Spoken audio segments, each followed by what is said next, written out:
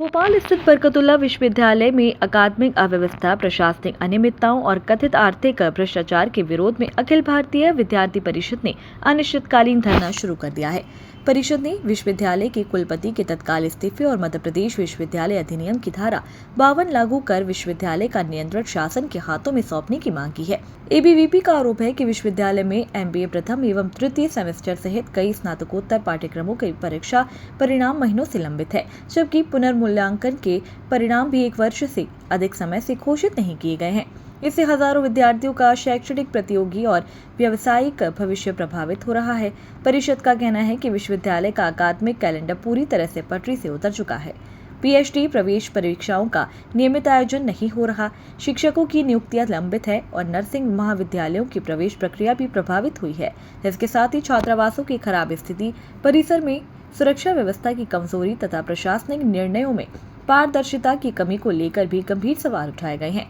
ABVP ने संबद्धता प्रक्रिया, विभिन्न टेंडरों और गोपनीय प्रिंटिंग कार्यों में कथित अनियमितताओं की निष्पक्ष जांच की मांग करते हुए कहा कि विश्वविद्यालय की वर्तमान कार्यप्रणाली से छात्रों, शिक्षकों, कर्मचारियों और संबद्ध महाविद्यालयों में भारी असंतोष है।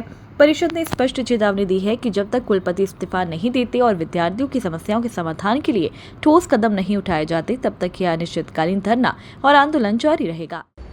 केतन चतुर्वेदी, प्रांत मंत्री, अखिल भारतीय विद्यार्थी परिषद मध्य भारत प्रांत।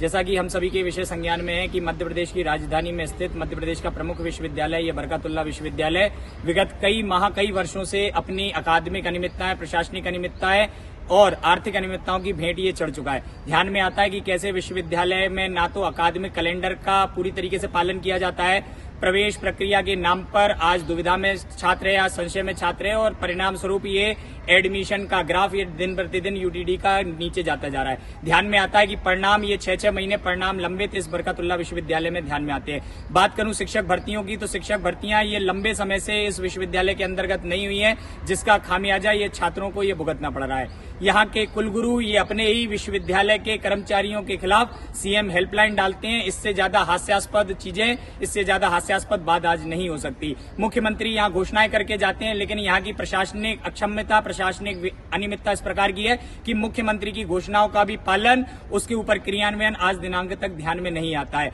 डिजी लॉकर की बात की जाती है, लेकिन डिजी लॉकर की स्थिति ये हम सभी के समक्ष है।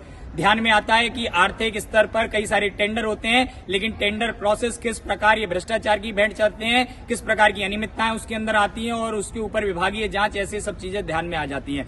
उन सभी विषयों को लेकर आज अखिल भारतीय विद्यार्थी परिषद के कार्यकर्ता आज इस विश्वविद्यालय घेराव करने के लिए यहाँ उपस्थित हुए हैं। विद्यार्थी परिषद का स्पष्ट मत है कि इन लंबी लिस्ट जो यहाँ अनियमितताओं की है, इनको लेकर अकादमिक हेड होने के नाते कुलगुरु की जिम्मेदारी है।